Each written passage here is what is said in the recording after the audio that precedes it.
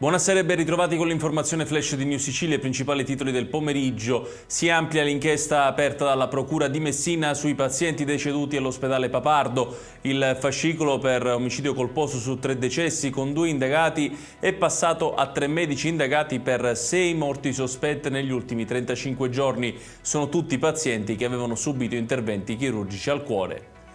Una coppia di 33 anni è stata denunciata dai carabinieri di Giarre in provincia di Catania per danneggiamento e occupazione abusiva di immobile.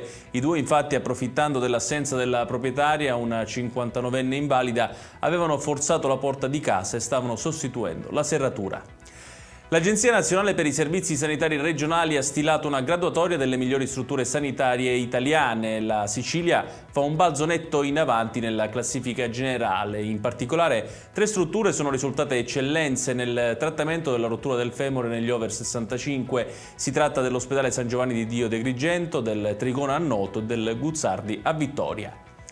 Nel 2023 l'Italia meridionale si conferma maglia nera in UE per il tasso di occupazione, lo rileva l'Eurostat, che segnala come le 3 regioni peggiori siano Calabria, Campania e Sicilia, con l'isola che segna un dato del 48,7%.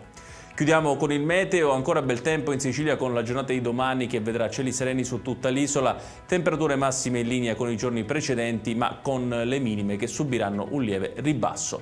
Ed è tutto per questa edizione, tutti i dettagli su queste notizie li trovate come sempre sul nostro sito www.newsicilia.it. Grazie per averci seguito e buon proseguimento di serata.